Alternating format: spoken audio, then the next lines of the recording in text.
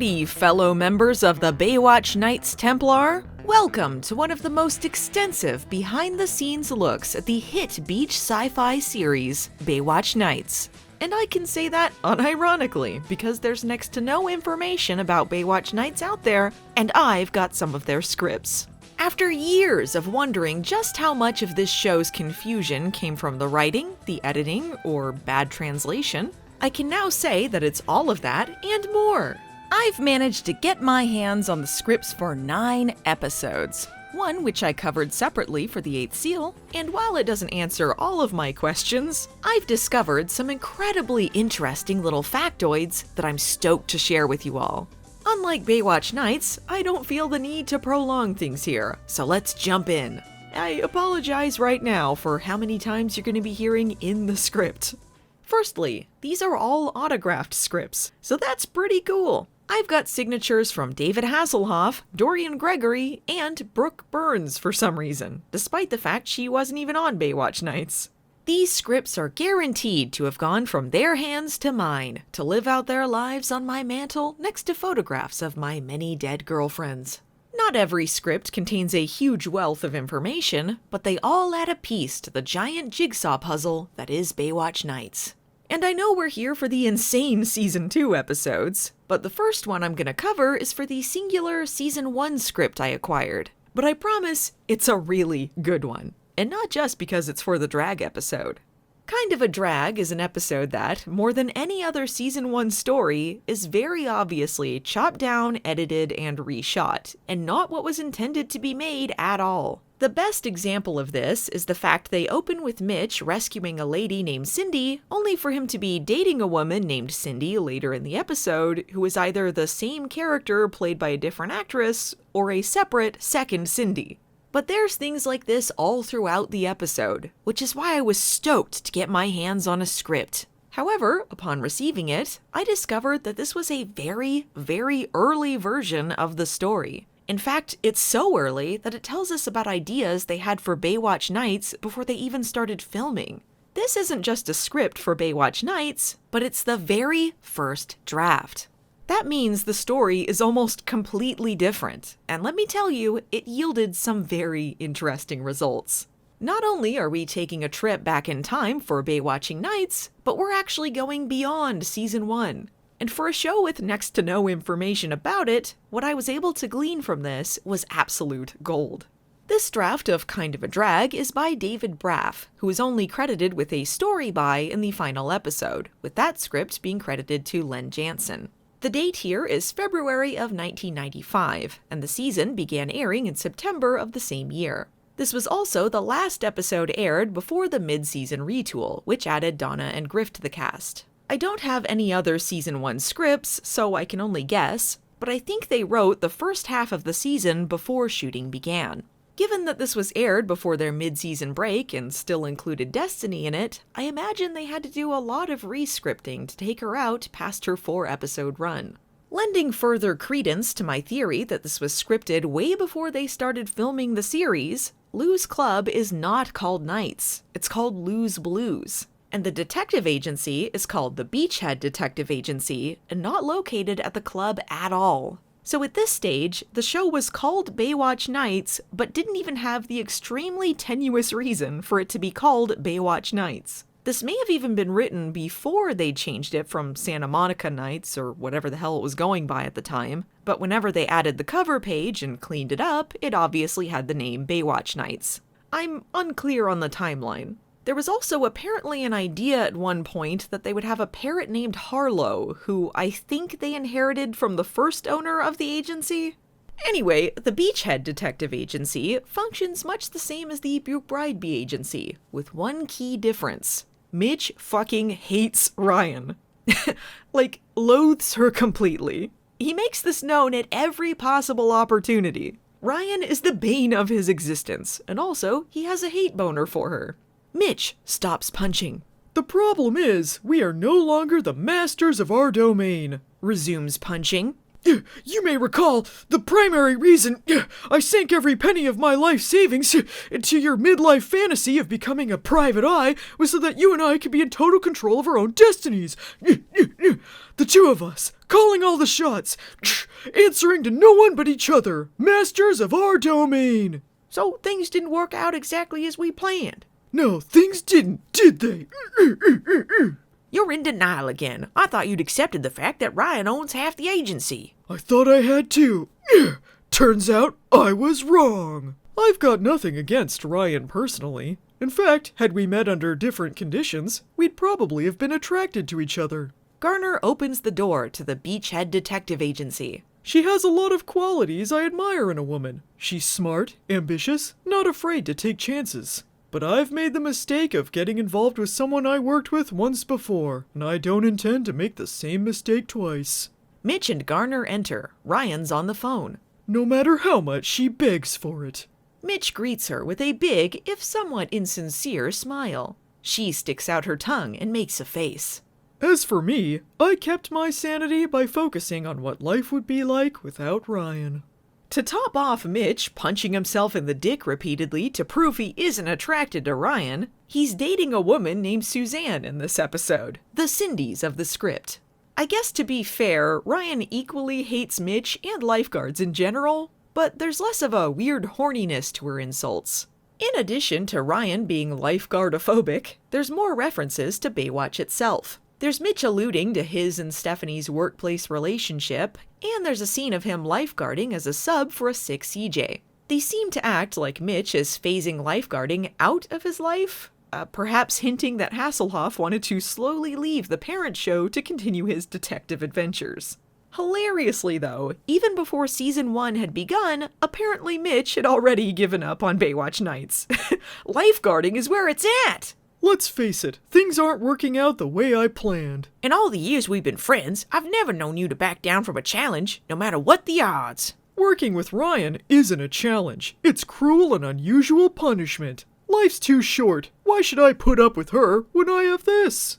Mitch indicates the shimmering sea, the golden sand. Because you made a commitment to your best friend, remember? You can't leave me holding the bag. Besides, you've got the instincts to be a first-rate detective. I've got nothing against lifeguarding, but it's not exactly where the action is.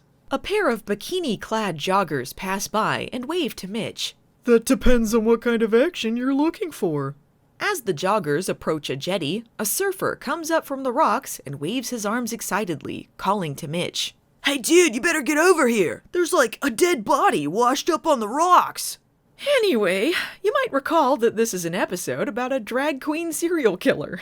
So there's no scene of a drag queen being found in the ocean. Instead, we open with the second attack from the episode. Only in this version, it takes place in the red light district. And the drag queen isn't just beaten up, he's actually killed. So a different drag queen named Coco contacts the agency for help. They meet him at a club called Crossroads, which is where the queens perform in the script version. Crossroads is described as the hippest of the hip and full of a Models Inc. crowd, which I think is where the odd daytime kinda red carpet opening outside of Nights came from. One bit of credit I can give to the final episode is that, while the plot is perhaps a bit problematic these days, for the most part, they've kept the homophobia to a minimum. Well, not in the script. Right off the bat, Coco is super flirty with Mitch, and he and Garner are like, no, we can't take this case, we aren't gay or anything like that. In the episode, the killer is a drag queen who is obsessed with a fictional actress, convinced that he's the only one who can portray her. Whenever he attacks, he spouts off a catchphrase from her sitcom, and yet somehow it takes everyone forever to make that connection, despite the fact all the targets specialize in impersonating that specific actress. Well, in the script, the actress is Judy Garland, and there's no catchphrase at all, which makes it a bit more of a mystery. I mean, the end reveal is complete nonsense, and you'll know what I mean when I get there, but still. And since Mitch's mother used to love Judy Garland, Mitch is, of course, a Judy Garland expert. So when they need someone to go undercover as a Judy Garland impersonator, Mitch is their guy. This section of the story is much longer than in the episode, with Mitch disguising himself as a drag performer not just to lure out the killer, but to interview all of the drag queens who are too scared to talk. But script Mitch is much more against getting into drag because of homophobia. I guess to be fair, this is sort of a story arc for him, a way to learn that drag queens are people too. But when Stinky Ryan says they'll never have to work together again after this case, he agrees, because fuck Ryan. Even in this early script, they're struggling for a reason for Destiny to be there. So she's the one who gives Mitch the drag makeover, complete with a montage of her applying makeup, picking out dresses, and Mitch learning how to walk in heels.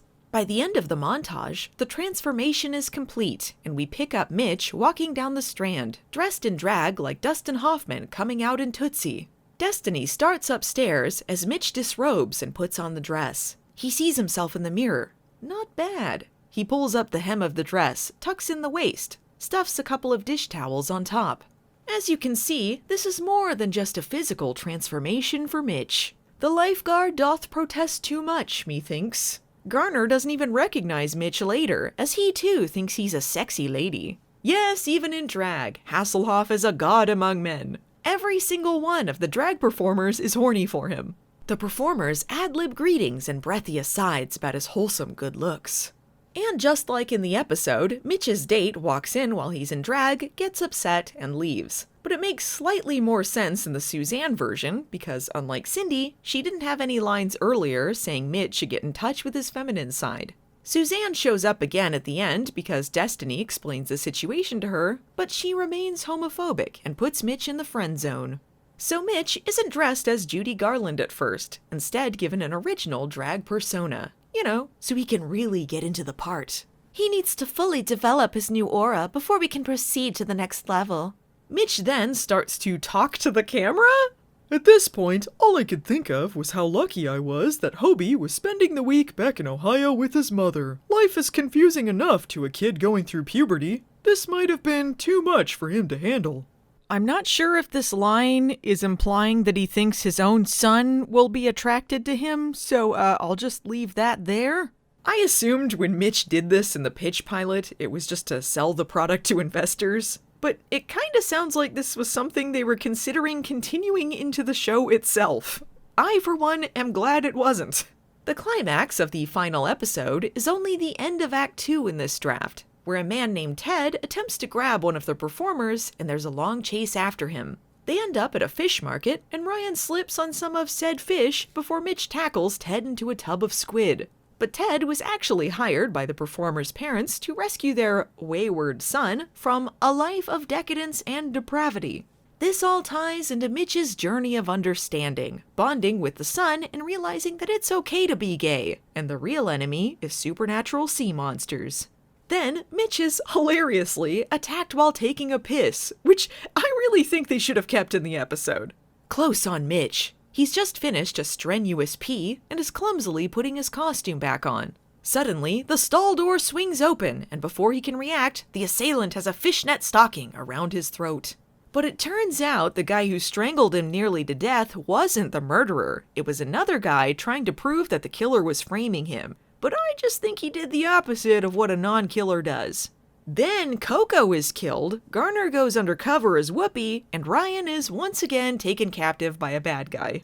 So who the fuck was the real killer? Well, get ready for this. It's so obvious. It's Crossroads' one-handed bouncer who looks like Mr. Clean named Philip.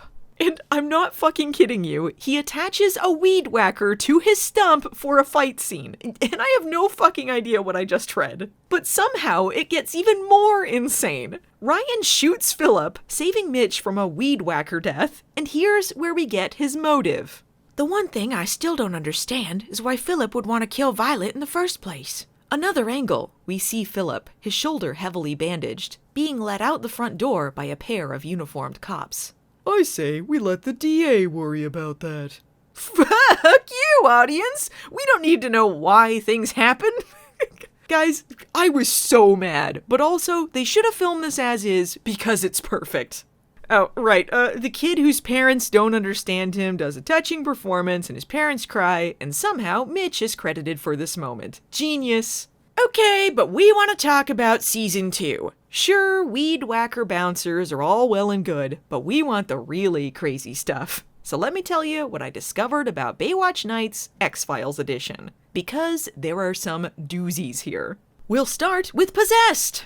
One of the things that confused me in the episode was the statement that the serial killer Kempler had died 4 months ago, only to be followed up 10 minutes later by saying that he had died in a car accident a few weeks prior.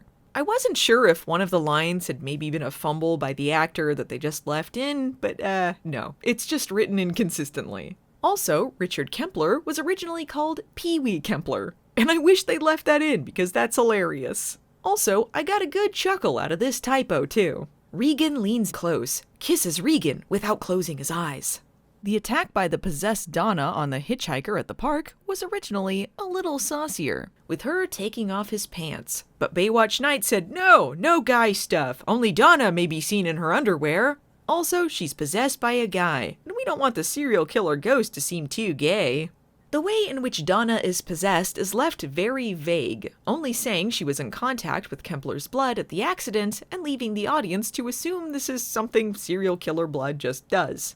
And while that's generally what happens in the script as well, there are a couple lines that hint at a different explanation. They gave Donna a total blood replacement to remove any traces of the radiation. Only time will tell. I hope she'll be okay. Ray, the blood transfusion you received, that blood was from a serial killer who had radiation treatments which somehow contaminated his blood. Now you're feeling what he felt. My script still contains the backstory about a car accident being the way so many people came in contact with Kempler's blood, and these are the only 2 lines that mention anything about radiation or blood transfusions. So my best guess is that these are left over from an earlier draft. So, radiation gave the serial killer blood possession powers. Makes sense? Aside from those leftover bits, the biggest difference between what's in my script and what's on screen is the ending. As aired, Mitch receives a letter from the police officer's wife, thanking him for nearly murdering her husband while he was possessed. Then Mitch and Ryan suddenly remember there were like a ton more possessed people to take care of, so they get to work as the credits roll.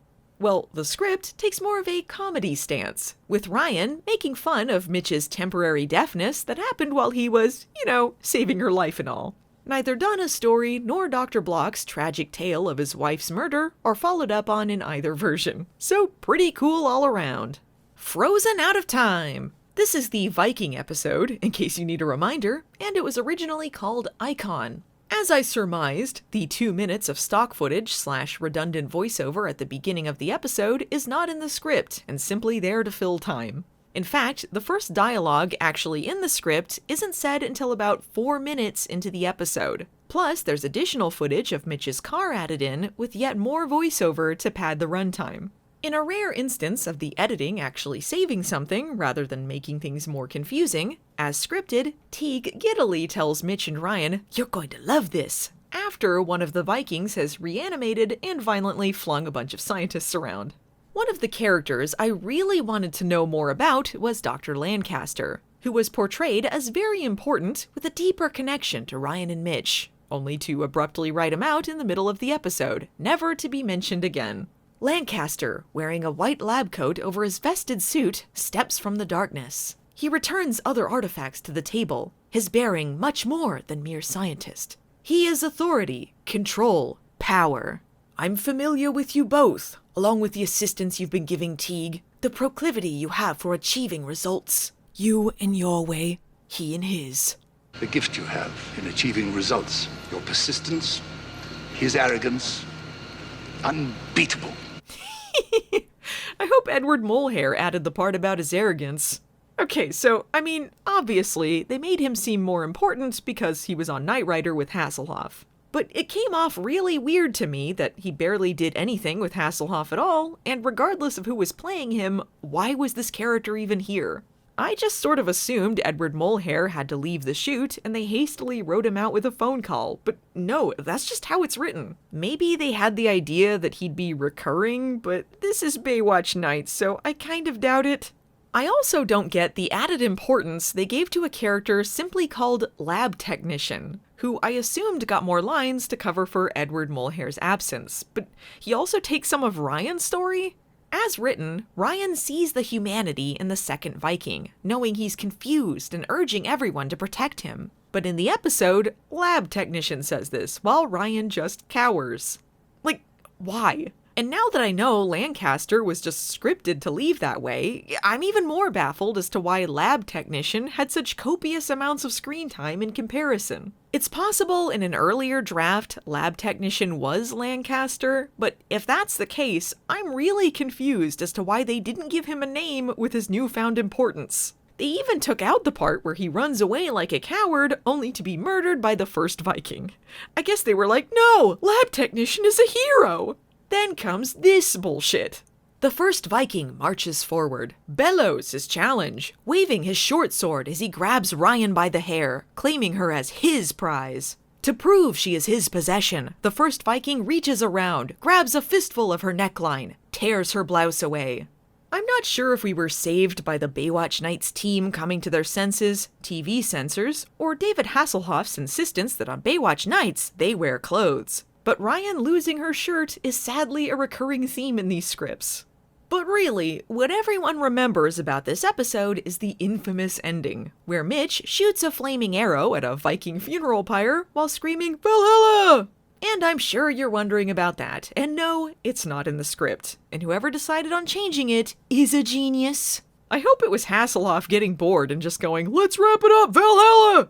What happens on paper is that Mitch shoots the arrow and says, rest in peace. And then he and Ryan yammer on about what Vikings do in Valhalla and how they love chauvinism. And Ryan calls Mitch a chauvinist, and we end on a comedy note? Screw that! Valhalla! Space Spores! This was originally called Space Spore. Maybe I should leave the trivia for this one there, because it doesn't get any more compelling than that. You'll be shocked to find out their stock footage voiceover was padded out in the episode. They did have some voiceover in the script, but it was only like 30 seconds, so they have to hilariously stretch it out for another minute while these voiceover guys talk about inane bullshit to fill in time. Fred's got 2 busloads of relatives from Tulsa with hats and horns, all ready to line the field at the Cape. They'll have to be satisfied with snapshots, but we may be able to set them up in the VIP lounge with a video feed. Fred would appreciate it, Houston. Past the short intro, the script has no dialogue until Mitch shows up 5.5 minutes in. The call between the farmer and the EIT was another bit of added voiceover. So our one piece of information about them wasn't even in the script, which simply describes their base as the Military Headquarters Unit. While they've extended the voiceover, they cut down the chase scene at the beginning featuring the infected animals. Originally, they began with the rat chasing a roach, which explodes onto the rat, which is chased by a cat before the rat explodes. We do see Ryan bagging the roach later, so presumably this was rightfully cut down because it was overlong and redundant. I'm not sure filling in the time with all of that voiceover was better, but there you go. Let me guess, Chupacabra. Let me guess, Chupacabra? One part of Space Spores that I enjoyed was Mitch pointing out how much sense it doesn't make that Teague apparently has all of these resources, and yet he keeps calling these 2 dummies to help. You know, isn't it amazing with all the scientific brains you seem to have and all the resources you seem to have, the only help you can muster up is us? Mitch says, isn't it amazing in the episode, while in the script he says, Kinda sad, isn't it? I feel like this was only changed because Hasselhoff was paraphrasing his dialogue like usual, but I do think sad is the more accurate description. After studying the exploded animals on the farm, Script Ryan has some cool double helix animations to look at on the computer as she explains animal DNA and compares it to the spore DNA. You know, 'cause she's the scientist. But all of this is cut in the episode, and she just says her buddy Russell told her what happened. No brains required from Ryan! Looking at the double helix animations is also how Ryan deduces that the DNA is similar to plants, and therefore that's why the animals explode. 'Cause spores or whatever. But because they didn't want to pay someone to make a double helix animation, yet kept a lot of the dialogue the same, Ryan states that the animals explode for some reason, then explains the exact reason her buddy Russell told her they explode in the next sentence. Most of the little girl's lines are cut, I don't know why. In an interesting bit of cast change, Colonel Sorensen's character was written to be a man. I'd like to think this was a cool, feminist move to have Teague's old military acquaintance/boss be a woman, but I'm pretty sure it's because they wanted the part to be played by someone sexier. I was a bit baffled when she ordered her men to lock Teague up, only for him to just be seen standing next to a truck later. In the script, the colonel says keep him under guard, which makes a lot more sense to me. And in case you were curious, no, there's no weird pause in the middle of Teague saying, You don't have that authority. You don't have that authority. lest we think that Ryan has any part in moving these stories along, she had a line warning Griff to stay in the ambulance, and they gave it to Mitch. But I guess they balanced out the bullshit of that by removing this exchange. And if you build up the pressure all around him... Nothing can explode from the pressure inside him. Oh, sometimes you're so cute. Keep in mind, Ryan is saying this while she is currently waiting to explode via space spores. So she and the little girl are taken to the decompression chamber in order to flush the spores out, and apparently they cut out a part where Ryan's watch and a pen in her pocket explode from the pressure. However, you can still hear Mitch kind of mumbling about it in the episode. And what about Teague's badass moment where he proves his loyalty to Mitch and Ryan, pointing his one gun at the Colonel and saving the day? Surely that's in the script. Wrong! He just stands there the whole time and does nothing. And also, the Colonel stands there and does nothing, and doesn't stop Mitch for some reason. And then Teague sorta silently joins the others at the end like he did anything before they fade to commercial. Mitch goes to the Suburban, brings back a large wicker picnic basket. Katie unties the bow, lifts the lid, and out pops the cutest puppy God ever created. Ryan is the one who gives Katie the puppy in the episode because hell if Mitch will touch a dog. The Mobius! This episode is one of those Nights plots that's not very well thought out, kept vague, and shot confusingly, which is a triple whammy of what the hell. I still don't really know what they were going for, but to refresh you, Mitch and Ryan travel to a warehouse dimension full of ghouls that's also the future where the ozone layer collapsed. I'm gonna disappoint you now, the script does not elaborate on the giant eggs, so we will never know what that was about. So anyway, Mitch and Ryan begin the episode by dressing up to go to Lou's new club when Ryan's old friend Ashley arrives asking for help. In true Mitch fashion, he's a complete asshole about it, but it may surprise you to know that it appears this was an acting choice by Hasselhoff. I think I'll come back later. You guys are going somewhere special. No, nothing special. Only the opening of Lou's new club down at the beach. This line was originally Ryan's and not meant to be said like a dick. And when he sarcastically says they should help Ashley at the end of the scene, it was written to not be sarcastic. As in, he genuinely wants to help her and acts like a hero, or cares even a little. Absolutely. The party'll still be there. Let's help your friend. Oh, absolutely. Let's help your friend. Maybe you can help. Oh, good idea. I don't know why Hasselhoff decided Mitch needed to be a douchebag, but it seems at least some of the scenes were written with self-awareness. Large glass vacuum tubes, diodes, voltage regulators, transformers, etc. Teague and Ryan are already fascinated. Mitch already bored. I do enjoy reading the stage directions that detail what the writer envisioned for the episode, and then seeing the hilariously sad final product that was put together for $2. It's not like they have any big ambitions, but they can't even reach that. For instance, the particle accelerator is described as 2 opposing reflector dishes with a shimmering cone of light between them, and all they could manage was a spotlight. And during this fight, I think Mitch was meant to throw this mutant into the fan blades to get chopped up, but the fans on set are too small for that, so they just add an electrocution noise. It's a human being. Ryan, there's a person in there. I can feel it. I can always feel when somebody's in trouble, needs help. It's just a sick old man. But it scares me. This sick old man, Ryan's old college professor, is apparently supposed to be one of the mutants with a half-scarred face, but I guess they didn't want to do that. If it's not a monster covered in rags, they aren't interested. I still dabble in areas that are best left alone. I've learned nothing. Mitch leans to Ryan, Sato. I like this guy. And when Mitch is leading Ryan and Ashley back to their old professor, the script has Ryan warn them that there's danger ahead. But once again, the episode gives the hero lines to asshole Mitch. The episode also has Mitch find the football Teague sends them instead of Ryan, because he's the smart guy who does things, and she's the one who cowers and gets her clothes ripped off, as women are wont to do. Mitch charges down the stairs, Ryan safely in tow behind him, but as they leave the mutants strewn right and left, Mitch and Ryan lose their footing, tumble down a pile of debris, all arms, legs, and elbows, intermeshed, both gasping for breath. Mitch starts off, Ryan hesitates, trying to smooth and tuck the shreds of her blouse and pants to cover her exposed underwear. Finally, she gives up. I told you, it was a recurring thing. Sadly, the final episodes are sometimes an improvement. I'll leave it up to you to decide if it was the right decision to cut out Mitch and Ryan's kiss near the end. Hey, and speaking of endings, in the final episode, Mitch and Ryan discuss the upcoming end of the world while Mitch teases Ryan about her love confession. But what if, instead of that, it went a little something like this? Still want to go to Lou's? He'll be real disappointed if we don't show up. You know who's going to be more disappointed? Mitch tucks his dirtied handkerchief back into his torn tuxedo. The rental shop, when I return this. Ryan laughs, slings an arm around Mitch's waist. The two of them starting up the street, happy to be back to this universe. Suddenly, there's an ungodly crash off-screen. Mitch and Ryan spin, on guard. Hear the screech of an alley cat as several trash cans roll from the darkness. On Mitch and Ryan. Oh, I'm not jumpy. Not me. Me neither. Not much, I'm not. They laugh again. Continue up on the street. And we fade out. The end. Sarktha, Sarktha, Sarktha, Sarktha. Remember when Mitch fought a Yugoslavian wolf man? Well, he did. It was called Zarktha.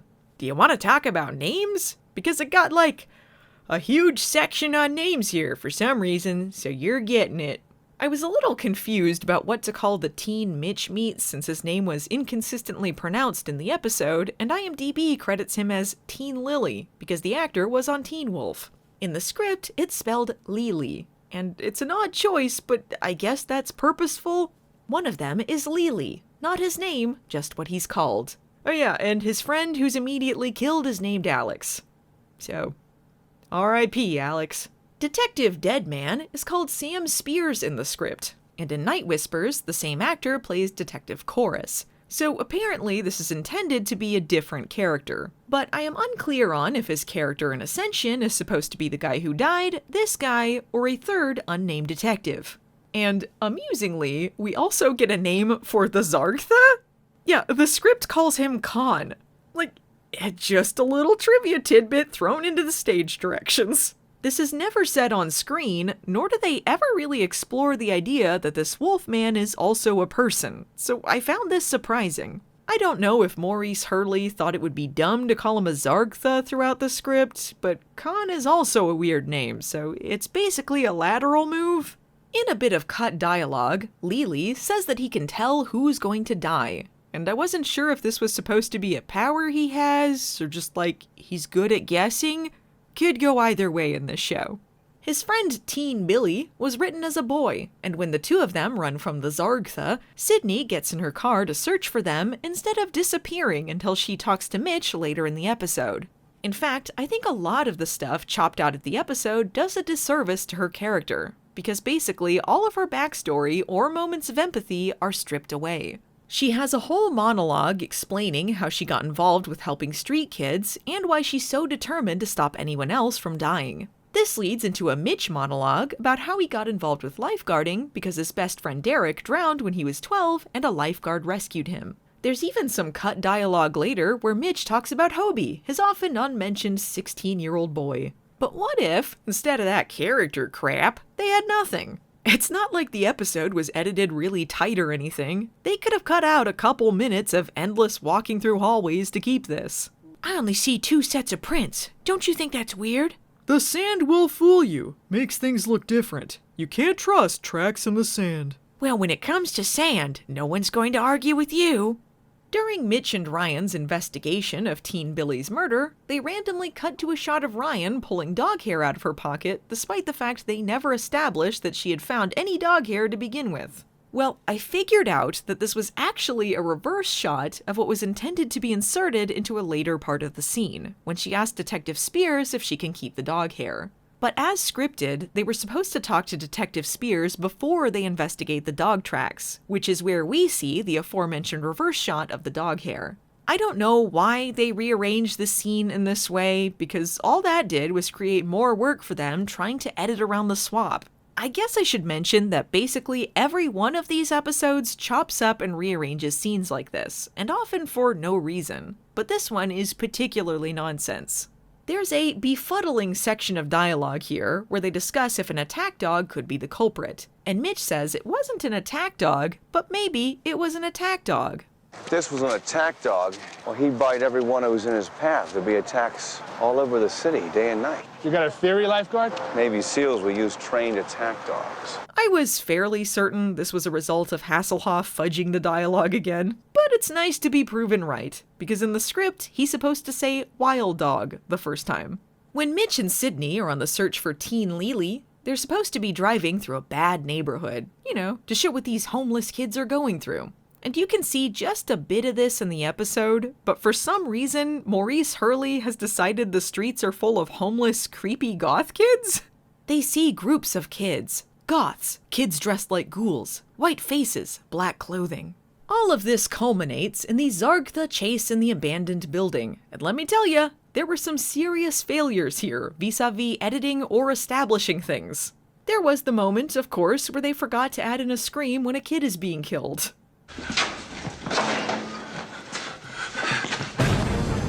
And then I heard this horrific scream. There were also stage directions, dialogue, and a plot point establishing that Sydney had the silver letter opener throughout the episode, rather than just her randomly having it near the end. Like, Mitch says the letter opener is part of their plan to get the Zargtha, so it didn't come off like some random way to end the episode. Sydney getting bitten wasn't in the script, which is maybe why they don't get into the implications of that. But they do have a couple bits in the script where Mitch gets a knee injury and is also bitten by the Zargtha. They were cowards not to elaborate on that and make Zargtha Mitch. And the ending of the episode is extended from the script, which simply ends with them leaving the building and Mitch joking with Ryan, And you thought this was going to be another boring winter day at the beach. Nights to Dragon 1! I have 2 scripts for the virtual reality D&D episode, which is great, because it shows us what things were changed due to them having negative dollars to work with. There are other reasons for them to alter things, but 90% of it is because they got a warehouse and a shoebox, and that's about it. Anywho, this was originally called Dragon Master. That's because Vincent Schiavelli's character was called the Dragon Master before being changed to the more generic Game Master. And I don't know if that was for copyright reasons or something else. The episode was retitled Nights to Dragon 1. They kept the dragon part because, I don't know, they had a Welsh flag on a D&D business card for some reason. Despite the fact the second draft I have is closer to the final episode, there are still some pretty big changes. For instance, the character who comes to Mitch and Ryan for help rescuing her family doesn't exist at all. Instead, Mitch and Ryan are roped into this via, something else. Okay, so in this original opening, Mitch and Ryan are heading into the office after seeing a movie Ryan's friend directed, and Mitch is mad because it was a softcore porn. Ryan then gets an email that's presented as a holographic image that talks? And I know this was 1997 and technology was still an enigma, but they had email back then. But anyway, here. A holographic image appears on the screen as the E turns, and we hear the voice of a distinguished but strange gentleman who speaks with a stilted nasal speech pattern. "Hello, Ms. McBride. I assume Mr. Buchanan is there with you." The odd voice draws Mitch's attention to the screen. He leans over Ryan's shoulder. Who is that character? You are probably wondering who I am. I am a friend of a friend. And as you know, a friend is not your enemy. What is he talking about? A situation has arisen which requires your attention. A man has disappeared. A very important man.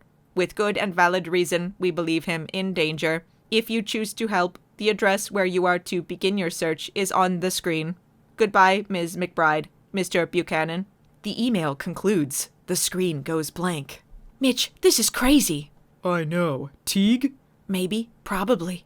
Your call. Do we go on this?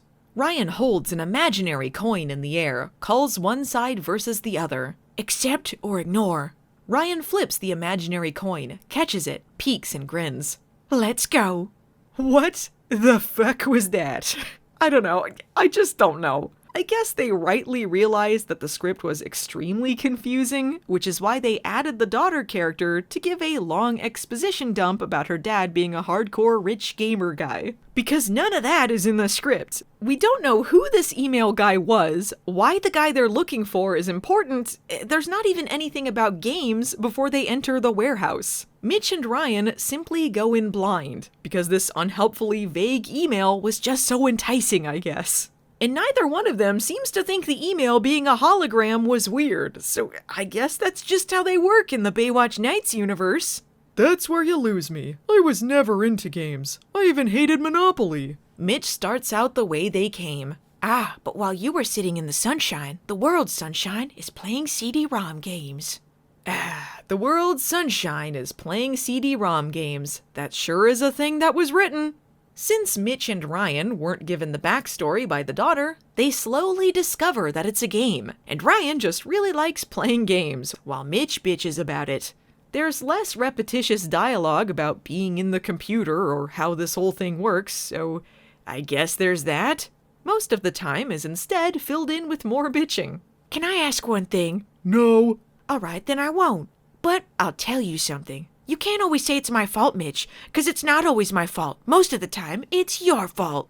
And because Mitch and Ryan don't know anything about why they're there, they come across the rich guy's daughter just by chance. This is about 3/4 of the way in, and that's when she starts to give her backstory about how she was the one who got her dad into games, and Mitch does not care. In so many ways, it's all my fault. I was the one always fascinated by games like these. Sure we couldn't talk about something else? In the first draft I have, the tunnel full of lasers is a tunnel full of snakes. I totally get why this was changed, and yes, Ryan does say the obligatory Indiana Jones line. But when it was switched to electricity in the second draft, they kept the line in but swapped snakes with electricity, which makes less sense and sounds bad. It's also funny to read the description of a sizzling crisscrossed web of electricity, and then see that represented by shitty lasers that Hasselhoff just half-assedly wanders through. In the snake version, there's a long sequence where they have to avoid them, and Mitch says that snakes aren't interested in hurting you if you aren't aggressive with them. Which he should know isn't true, considering that time he fell from a hang glider, got bit by a snake, and fell down a mountain. At one point, Mitch gets mad at Ryan for not telling him that she's never played this game, even though there's multiple bits of dialogue where she says she's never played it. But she does explain the game she has played and actually sounds like she knows what she's doing, which is something the final episode decided wasn't necessary, despite insisting she's an expert. All she does here is mumble something about this one game she played in college that always had electricity in it. And also the game she played always ended with them dying, meaning she sucks at games. Enough! The killing game is over. We're not playing. I say enough! That's what I say! You and your stupid killing game are over! You know why? Because I'm not playing! When Mitch and Ryan are on the foggy pier, and Mitch slings her over his shoulder like a caveman, that was not in the script. He just takes her hand and leads her along, but Mitch strong or something. There's this hilarious part in the script where Mitch and Ryan discover the dead guy and unzip his game uniform to reveal an expensive business suit underneath. So you're aware that he's a rich businessman. Since they don't know anything about why the hell they're there in this version, this scene adds to the lore that richy rich ultimate gamers come here and contributes to the mystery that Mitch and Ryan need to solve, to help them discover that someone is making big bucks off of this deadly game. But in the episode, we already know all of this, and there is no mystery to solve, stuff just sorta happens. Also, for some reason, the game is specifically preying on Asians?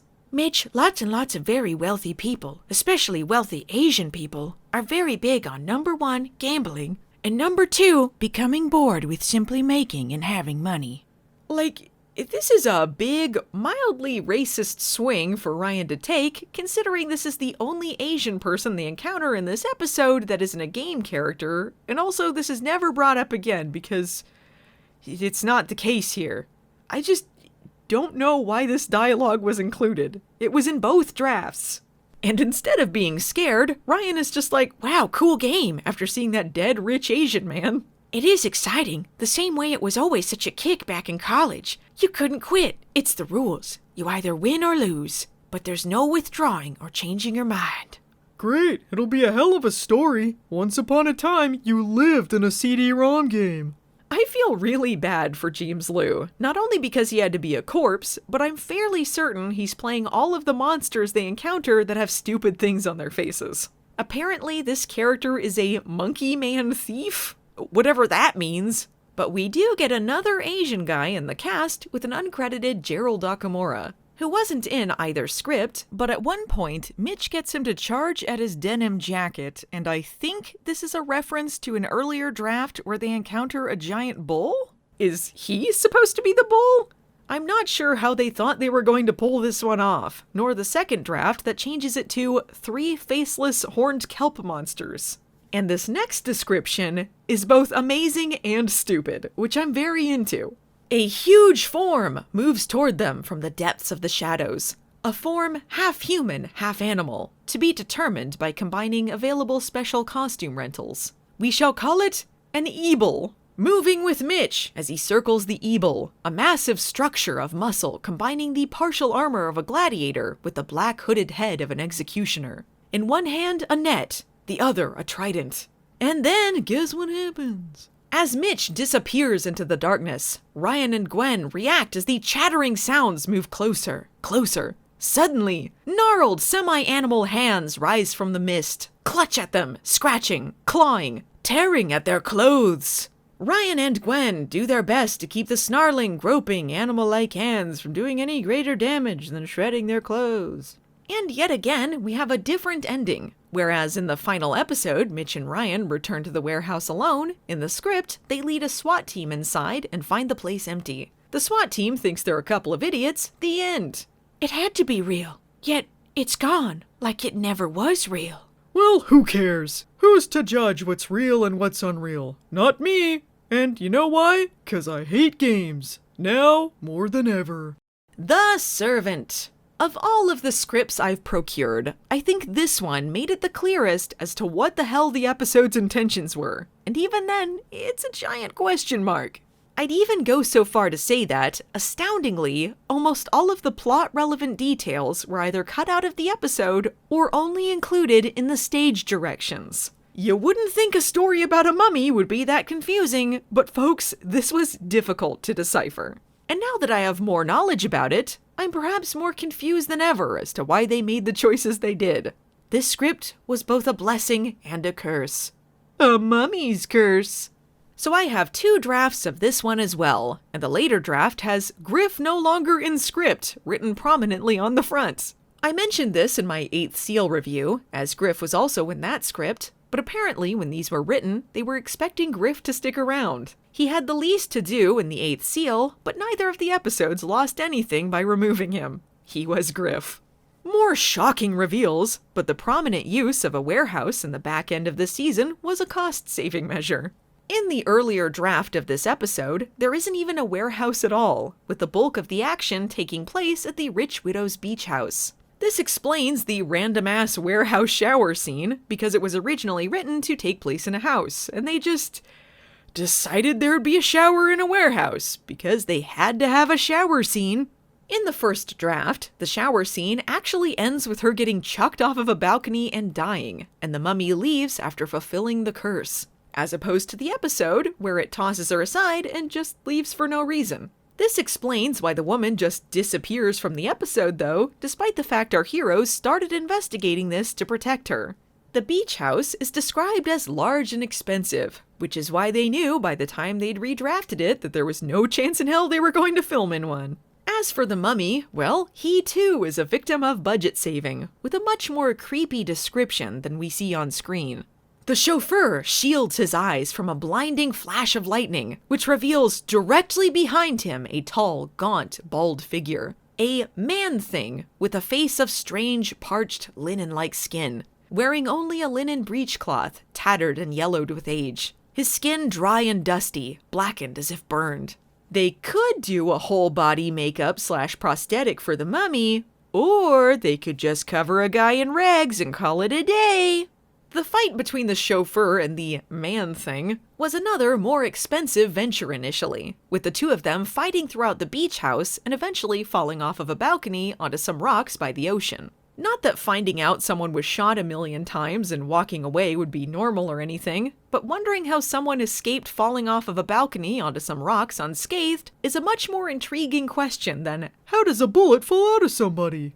When shower woman, Mrs. Crowell, runs away from the attack, we get a very confusing edit where they flash back and forth between her life and death moment and Ryan listing off coffees for no reason. This is both a bad editing choice and something left over from an earlier draft, where Mitch and Ryan are deciding on what kind of coffee they want to order. In the version where Mitch is there, he complains about Ryan's fancy coffee choices. And this doesn't have to do with the script or anything, but it has been established previously, in kind of a drag coincidentally, that Ryan does not like coffee. I don't even like coffee.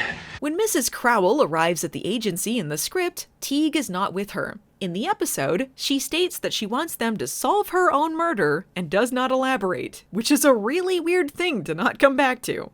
Well, that's because, surprise, they cut out her explanation and her entire backstory. She establishes that she's a widow and her husband died under mysterious circumstances, which we only find out in the episode in a throwaway line by Mitch much later. In the real world, we have a rich husband who was killed in a traffic accident where the brakes were probably tampered with. She believes that there's a curse on her husband's antiquities, specifically the mummy stuff, and anyone who disturbs the mummy's resting place or possesses its treasures will meet a violent death. Her husband was warned, but he didn't listen, and he died in a car accident 6 weeks prior.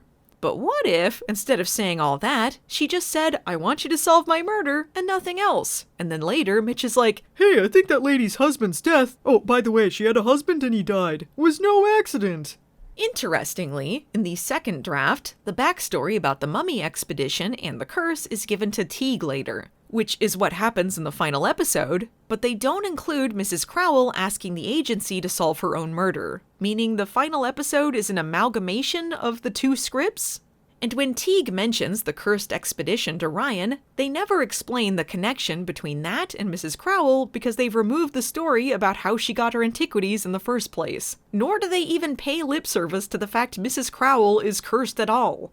The mummy, as you probably recall, leaves behind some tomb dust, which Ryan immediately recognizes as tomb dust, despite the fact it just sort of looks like normal dust. That's because in the script, it's described as having a bluish tint, which is not really what tomb dust looks like, but is more distinctive.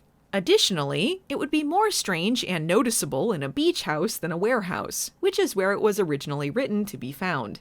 Mitch presses his fingertips into it, tests its consistency, smells it, grimaces. Smells like an old shoe. But who wears old blue shoes? When Ryan finds the tomb dust, Mitch observes that it's the same stuff he found just a little bit earlier. In the episode, he just goes, "What you got there, Sherlock?" When Ryan is analyzing the tomb dust later, she says it dates back to the reign of Queen Hatshepsut. That's when Thutmose and Queen Hapsit ruled. But because the detail about the Crowells owning her stuff isn't in the final cut, this revelation is meaningless.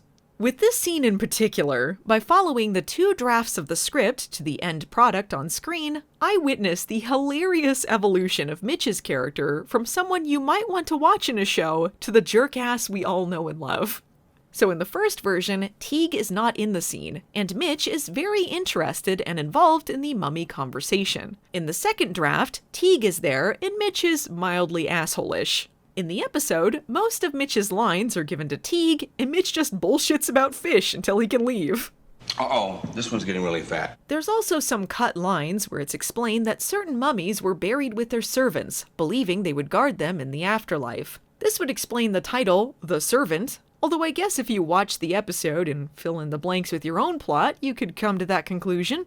These lines led into Ryan explaining how Egyptians viewed the afterlife. But because they were cut, she just sees Mitch talking to the fish and non sequiturs into a spiel about the Egyptian afterlife for no reason. Script Ryan then says that the pharaoh promised to take the queen through the portal to the afterlife. But that line was cut, so she just says he would take her through the portal, and we don't know who she's talking about.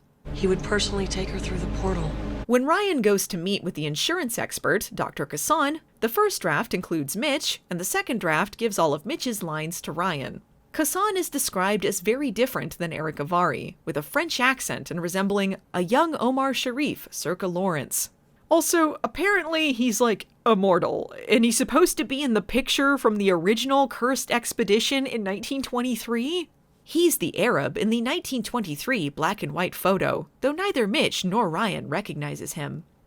Somehow we were supposed to know this thing that was buried in the stage directions. I don't think this was left in the final episode, but I think maybe he's still supposed to be immortal and serving the queen? Or he's the pharaoh? Or actually, I'll get into that a bit later. It's confusing. Kassan is supposed to be sitting in the dark until he turns on the light and sees Ryan, hence why he reacts to first seeing her beauty. In the episode, they're already in a lit room where he can see her the whole time, so just a delayed reaction, I guess. You might be thinking, gee, this seems an awful lot like a setup for a story where he's attracted to Ryan and wants to turn her into a mummy queen like every other cliched mummy plot. And you'd be right! This is, in fact, where this story was going at one point.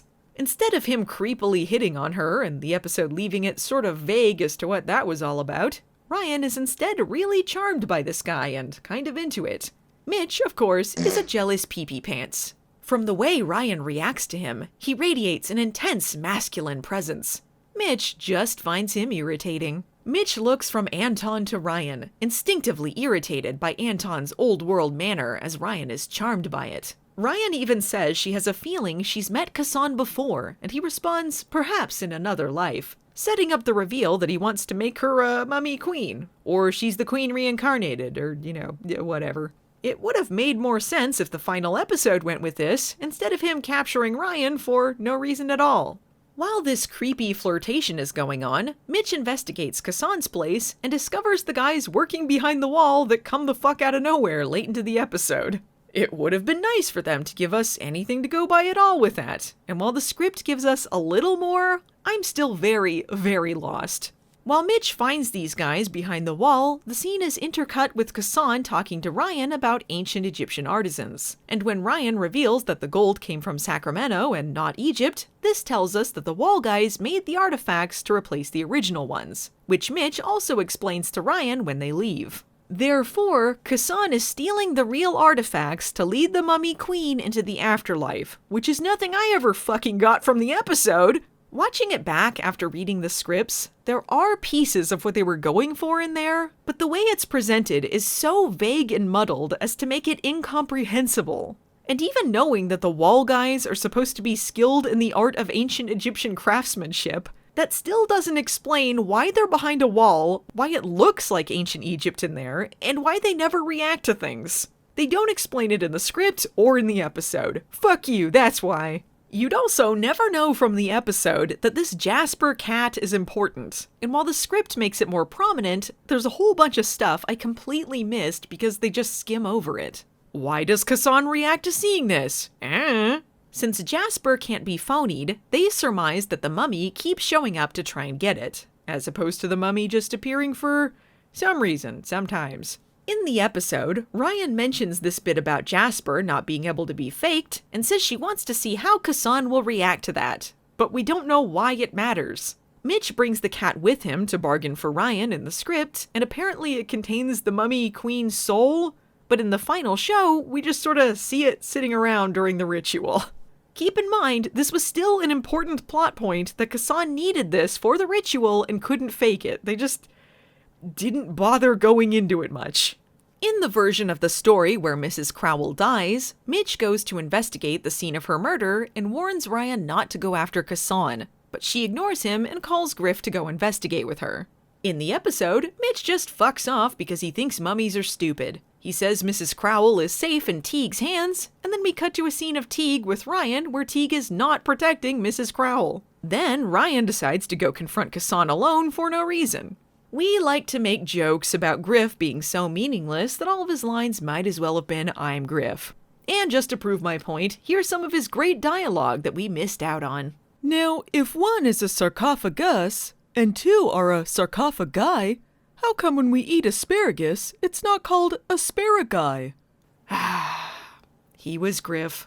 And just like in the episode, Mitch goes after Ryan, but this time he teams up with Griff and does more interesting things than just repeating the exact same shots to pad out the runtime. For instance, they have an epic battle with some tomb guardians, which is apparently who this random guy is supposed to be. And I guess there's 2 mummies for some reason. Oh, and then there's a bit where Mitch finds a trapdoor using water because he's a lifeguard. I'm kind of shocked at all of the lifeguard content I'm finding in these scripts, considering the dumb shit they deemed fit to include in the actual episodes.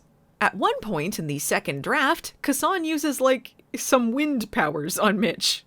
I can see why they cut this, though. They were saving the evil wind stuff for an entire episode later. You might be wondering about what the hell Kassan is doing, because at this point in the episode, I was thoroughly and completely lost. I thought he wanted to capture Ryan to be the mummy queen and escort her into the afterlife or something, but he just sort of does the ritual and leaves. And I don't know what was accomplished or why. Well, that's because the original idea was the same setup you've seen in every plot like this, and they took that out and replaced it with nothing. In the first draft, we see a portrait of Queen Hatshepsut, who bears a striking resemblance to Ryan. Kassan might be the pharaoh, at least in the draft where there's a line at the end hinting about it. Ryan's then taken to a chamber similar to Hatshepsut's, which I think is still in the episode, but it's not clear at all. And of course she's put into an Egyptian costume to look like the queen. You probably could have written the first draft of this yourself. But in the episode, I don't know why Kassan decides to take Ryan through the portal with him. He literally just says, "The time has finally come," and that's it. Okay, fine. And in the script, Ryan is supposed to be under Kassan's control, only to pull out of it just in time to get away, chucking the Jasper cat into the portal and causing an explosion. In the episode, Ryan isn't under his control, but Kassan just sort of forgets about her and she runs away. This actually happens in the second draft too. It's kind of astonishing to see it was actually written like this. Anton moves to the glowing wall, raises his hands in ceremonial tribute. He calls out the ancient chant as, in that moment, Ryan breaks free of Anton's grasp, rushes for Mitch. The second draft keeps the same ending as the episode, but I prefer the one in the first draft, where Teague smugly strolls in and he might be a ghost. In tandem, they don't even react as Teague enters. You like legends? I like legends. Seems there was a pharaoh named Thutmose III who loved his wife, Hatshepsut, so much that when her afterlife was threatened by the discovery of her tomb, he returned from his own afterlife with his tomb guardians and slowly retrieved her treasures over many, many years to enable her passage to the world beyond. Fascinating, don't you think? Don't believe in no legends. Don't believe in no curses. I'm Griff. In the absence of proof, the wise withhold both belief and disbelief. Be wise, my friends. Ryan turns to give Teague a piece of her mind, but he's gone. The three of them are alone in the room. On their looks, we fade out. The end! Hatshepsut was actually married to Thutmose II, who was her half-brother, but I digress. This was amazing. And that's all I got, folks. I wish I had more, and believe me, you'll hear about it if I ever do. But this has been such a wonderful journey. I love excavating for clues when it comes to shows like this, and I bet there's still plenty of wild stories that haven't been told. After reading these scripts, I feel I know more and less about the show, which is pretty fitting for Baywatch Nights. There are no answers, only more questions. The nights were truly never the same.